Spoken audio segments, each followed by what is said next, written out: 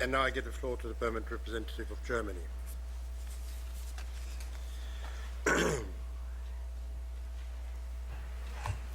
Thank you, Mr. President.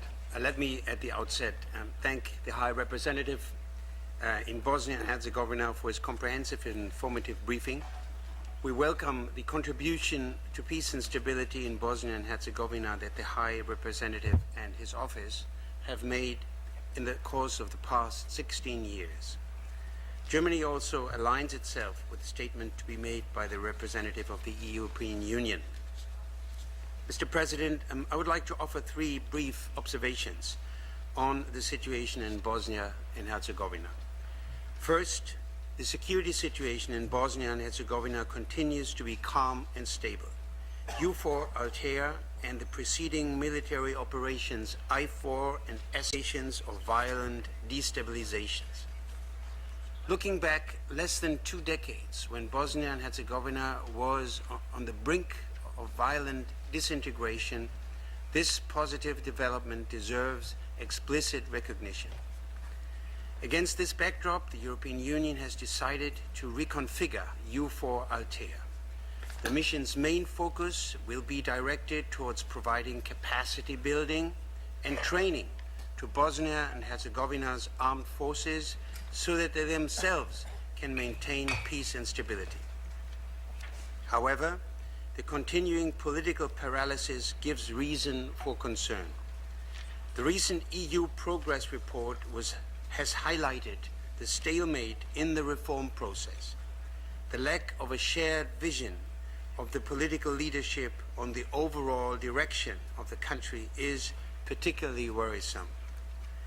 This brings me to my second observation, namely what the international community can do to support Bosnia's and Herzegovina's resumption of the reform process and thus also its return on the path towards Europe.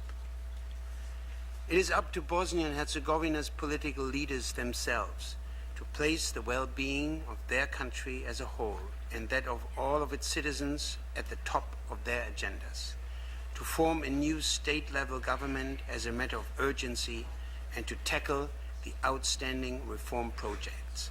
This should happen without further delay. Since Dayton, however, the international community has often ended up rectifying shortcomings in the domestic political processes.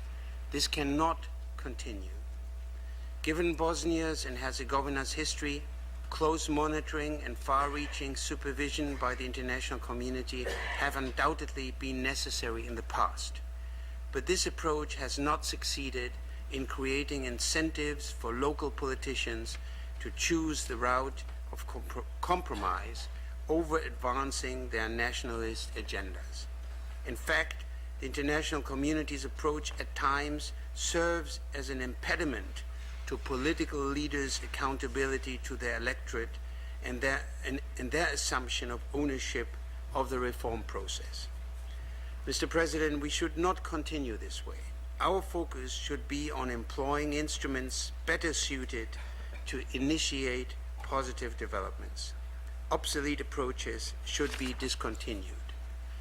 Decoupling the High Representative and the EU Special Representative and endowing the EU Special Representative with a sound mandate was an important step. Further steps have to follow.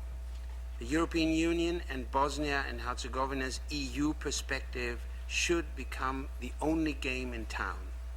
This will include the continued reconfiguration of EUFOR Althea. In addition, we are of the view that the OHR should be downsized and relocated abroad. Its staff levels should be commensurate with its remaining tasks. Thirdly, Mr. President, to safeguard OHR's footprint in stabilizing Bosnia and Herzegovina, a sustainable and comprehensive answer to the question of immunity from legal proceedings of present and former OHR's staff has to be found. We intend to initiate a more thorough discussion on the issue and invite members to join. Mr. President, let me conclude by emphasizing that we fully support the extension of the mandate of EUFOR Althea for another year, to be decided by the Security Council tomorrow. The mission provides an important contribution to the implementation of the peace agreement in Bosnia and Herzegovina. It epitomizes our joint commitment to the peaceful, democratic, and prosperous future of Bosnia and Herzegovina and its people. Such a Bosnia and Herzegovina, willing and able to conduct the EU accession process by its own strength, is the best guarantee for a peaceful development in the region. Germany will continue to support all efforts to advance this goal. I thank you, Mr. President. I thank the permanent representative of Germany et je donne la parole maintenant au représentant de la France.